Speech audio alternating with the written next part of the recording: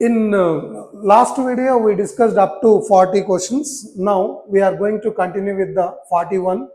The non-metal positioned on left side of the periodic table along with the metal CS. So, we know generally in periodic table, metallic elements are placed left side, non-metallic elements are placed right side, and transition elements are placed middle. So, but one non-metallic element is placed along with the metal's extremely left side. So, what is that metal? Sorry, what is that non-metal? What is that non-metallic element? That is what? Hydrogen. So, why hydrogen? Sorry. Why hydrogen is placed along with the metal elements? Simple. If you come to the metallic elements, alkali metals, group 1 elements, their valence is 1.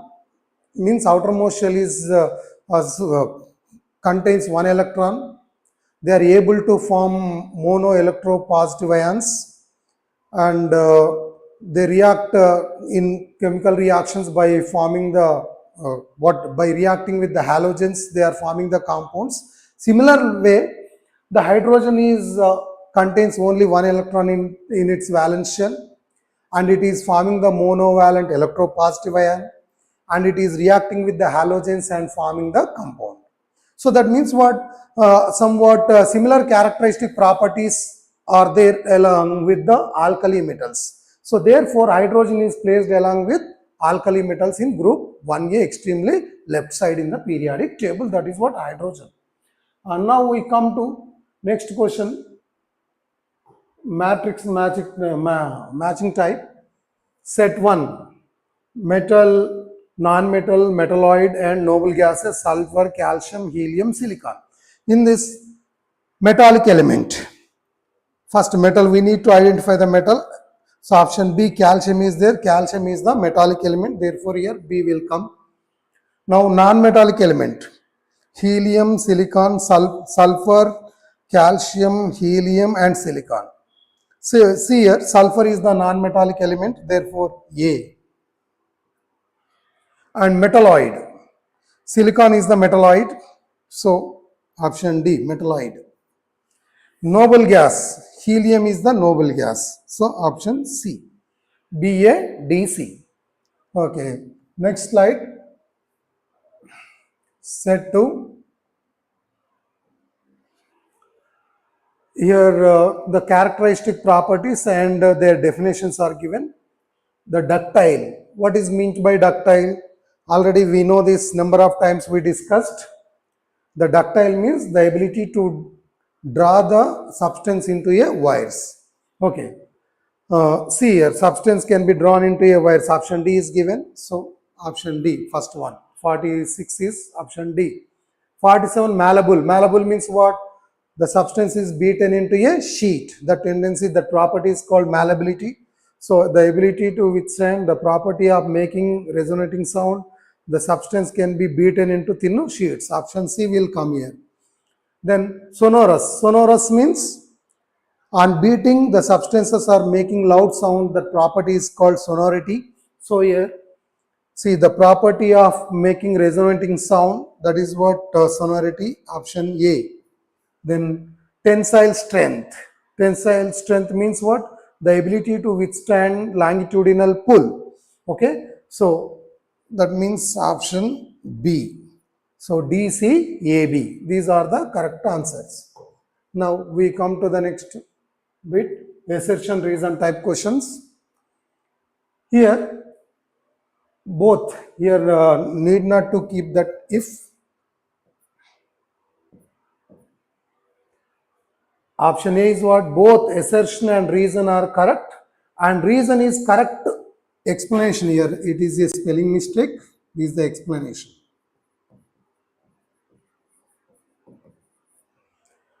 Both assertion, reason are correct. The reason is correct explanation of assertion. Second option is what? Assertion, reason are correct, but reason is not correct explanation of assertion. And assertion is correct, reason is wrong, reason is correct, assertion is incorrect, reason is correct. Now we see our question. Sodium reacts with water producing hissing sound. Assertion, this is one sentence. Sodium reacts with water producing hissing sound. Sodium reacts with water and produces hydrogen gas. So simple here, assertion is giving one reaction or one sentence. Reason is what? For that it is giving reason, means why it is. That is what reason. So here in the assertion what is giving?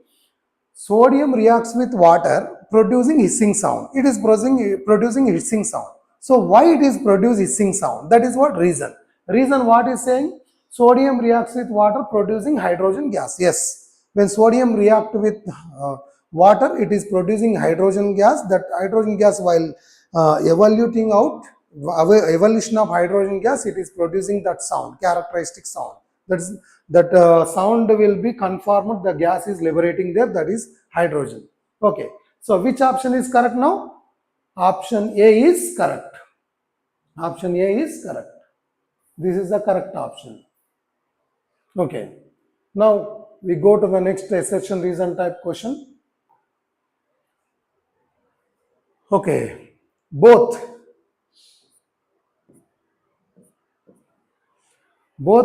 assertion reason are correct. Again same as it is in the first question.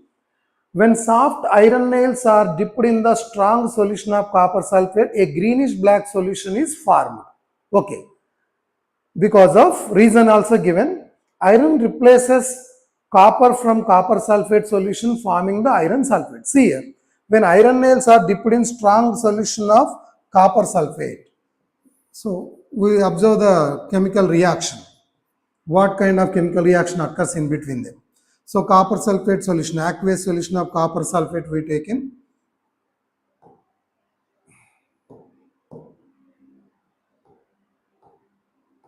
Okay, this is aqueous copper sulfate solution is introduced by the iron nails. We know in the metal activity series, in previous videos we discussed this. In metal activity series, iron is before the copper. Iron is before the copper. That means iron is more reactive than copper. So therefore, iron is displays the position of copper from copper sulfate molecule. So this position is occupied by the iron. Then the resultant aqueous solution is what? FeSO4. Resultant compound is what? FeSO4. Iron sulfate. Okay, ferrous sulfate we are getting. So ferrous sulfate is generally greenish in color. So that only we are here saying. When soft iron nail is dipped in the strong solution of copper sulfate, a greenish black solution is formed. Because of the aqueous solution of iron sulfate is greenish black in color. Because of the following reaction is takes place there, displacement reaction is takes place there. So here what kind of reaction takes place? Displacement reaction. In the displacement reaction, the highly reactive metal displaces the least reactive metal from its molecule and giving rise to a new compound. Okay, so this is the displacement reaction. In this displacement reaction, the copper is displaced as a brown colored solid. Okay, so this reaction is occurs, that only is here saying iron is replaces the copper from copper sulfate solution, forming the iron sulfate. The reason also correct. So option A is correct. Okay, now next slide. Statement type questions. In that two statements are given. We need to pick up both statements are correct, both statements are wrong, or one is correct or one is wrong. In that way we need to pick up. Statement 1. Sodium and potassium are highly reactive metals. Yes, sodium and potassium are highly reactive metals. It is correct. Statement 1 is correct. Now we come to statement 2. Sodium and potassium are stored under the kerosene. Yes, this statement also correct. Sodium, potassium are highly reactive metals. Why? Because they are alkali metals. They are highly electropositive in character. They are readily reactive with the other elements. So highly reactive. Okay. Statement 2 also correct. Why? Because due to their high reactivity, they are eagerly react with the atmospheric oxygen, moisture and other whatever the elements are available in the surroundings. So that is why, to prevent that further reactions, the potassium and sodium are stored under the kerosene. So why not in water? Why they are stored in kerosene only? Simple, because of kerosene is a non-polar solvent. It is a covalent solvent, covalent compound. So it is not react with the kerosene. So it do not react with the kerosene. At the same time, it is act as a barrier in between the potassium, sodium, and whatever that the soft metals placed in that, and it do not allow the oxygen and other elements to contact with the sodium and potassium. Because of it is a non-polar solvent, covalent solvent. It do not react with the kerosene. At the same time, do not react with the sodium and potassium. At the same time, it is do not allow any other elements to contact with the sodium and potassium. Okay, that's the reason they are stored under the kerosene. So both the statements are correct. So which option is, in which option we are getting both the statement correct? For option A. Now we go to the next slide. Okay. Statement 1. Coins are made up of alloys. Yes, coins are made up of alloys. Statement 2. Aeroplane parts are made from alloys of iron. So generally, once see the statement 1, coins are made of alloys, copper, silver, and gold. These elements, these metallic elements are called coinage metals, coinage elements. These elements are used in the making of coins by addition of iron, other elements. That means what? The coinage metals along with mixing with the other elements in the certain proportions, and we are preparing the coins. That coins are nothing but what? Alloys. Okay, this statement is correct. Aeroplane parts are made from alloys of iron. No, this statement is wrong. Aeroplane parts are made of aluminium, special aluminium, titanium. These kind of hard and lightweight elements are used in the making of aeroplane parts, because of there is need to tolerate that high stress and pressure, and at the same time they should be lightweight. So that is why aluminium is most preferably used in the preparation of aeroplane aeroplane parts, but not iron. Okay, so statement 2 is incorrect, statement 1 is correct. So which option is we need to select here? Statement 1 is correct, statement 2 is incorrect. So option C. Our answer is option C. Okay. Next question, integer type questions. How many of the following metals can be replaced copper from the salt solution? Just now I said here the displacement reactions, in the displacement reactions, highly reactive metals will be displaced the least reactive metal from its molecules. That means here we need to know about the reactivity order, metal reactivity series, in that which metals are placed before that particular metal. So if we know that, we can easily identify which metals will be replaced that particular metal.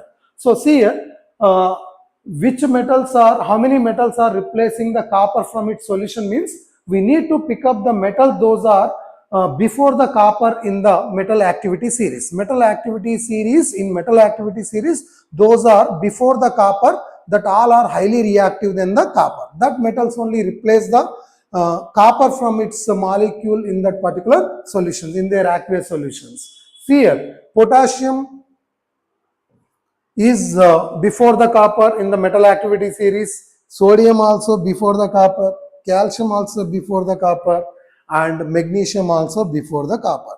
These four elements are highly reactive than the copper. So that is why when among these four, any one metal, if we add the copper sulfate or copper chloride, any one copper compound, then what happened? Copper is displaced by these highly reactive metals. Mercury, silver, gold, these do not displace. That means what? If you are going to add mercury to the copper sulfate, there is no reaction occurs. Why? Because mercury is least reactive than copper.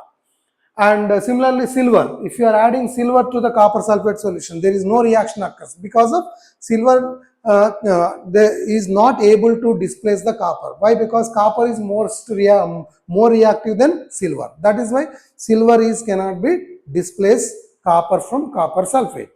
So that means here answer is 4. 4 elements are displace the copper from the copper sulfate. 3 elements do not displace the copper from copper sulfate on any copper compound, that are what? Mercury, silver and gold. Okay. Now next question. Among the following, how many oxides can turn blue litmus solution into red? We know how many oxides are turned blue litmus paper into red. We know all metallic oxides are basic in nature. In bases, red litmus convert into blue in color. All non-metallic oxides are acidic in nature.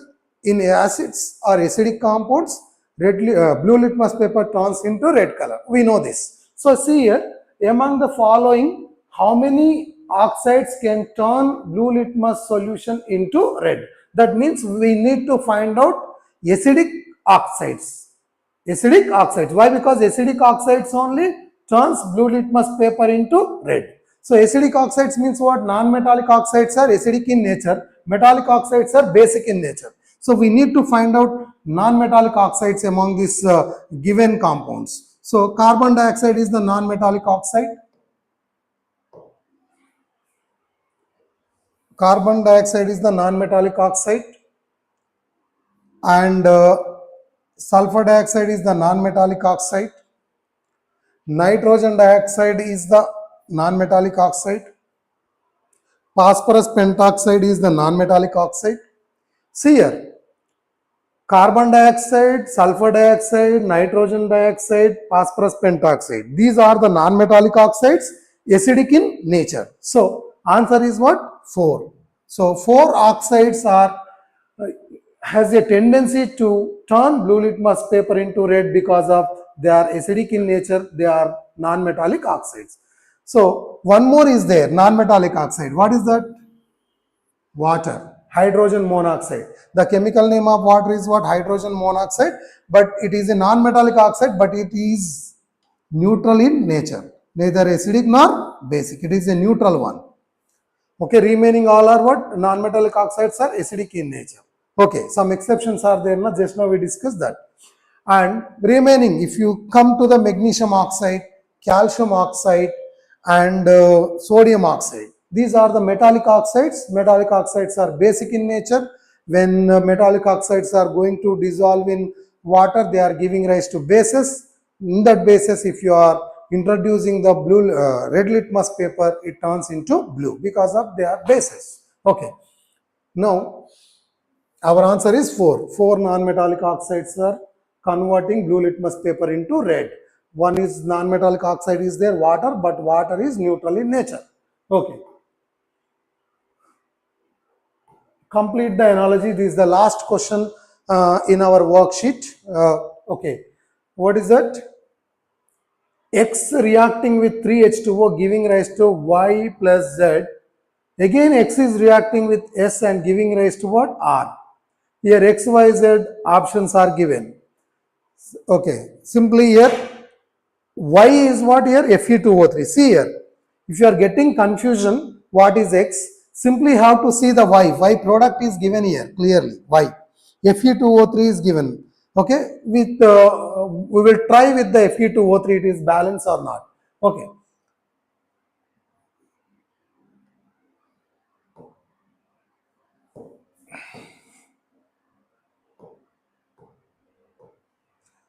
Fe plus 3H2O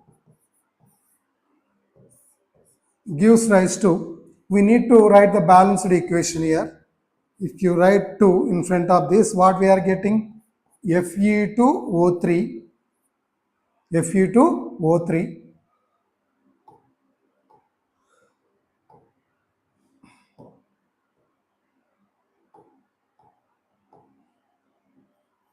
Fe2O3 plus, see here, 2 irons balanced, 3 oxygen balanced, remaining part is what? 3H2. So 3H2 as usual I am writing. Okay, that means what here? It is balanced. We got Fe2, at the same time X also we got. This X is reacting with 3H2O giving rise to Y is what? Fe2O3, and Z is what? H2. So in this reaction, in this equation, we got X, Y and Z. And what is saying? X is again reacting with sulfur. X is what here? Iron. Iron is again reacting with sulfur and giving rise to R. Giving rise to R. R is what here? Fe reacting with S means FeS we are getting. This is what R. See here, X we got, Y, Z and R. 4 components we got. One C, X, 2Fe means here the coefficient numbers we are placed to balance the chemical equation. Why? Because according to law of conservation of mass, during the chemical reaction, the atoms neither created nor destroyed. Just they are mutually rearranged and giving rise to new compounds. So that the purpose we are using the different coefficient numbers and writing that balanced equation. Okay. So here we need not to find the coefficient numbers. We need to see the only what compounds are in this equation. So X is what here? Fe. Fe is there. And Y is what? Fe2O3. Fe2O3 is here. Z is what? H2. H2 is here. And R is what? FeS. FeS also we got. So the first option is correct option. Okay. So from this equation we are getting the first option as a correct option. Okay. So in this worksheet we completed the 56 questions. Okay, among these 56 questions, we discussed the single correct answer type, multi-correct answer type, and assertion reason type questions, and what is that comprehensive passage type questions, and statement 1, statement 2 type questions, matrix match the following type questions, integer type questions, okay, and finally analytical approach type questions. In this different category of questions we are completed. Now we will meet with next chapter.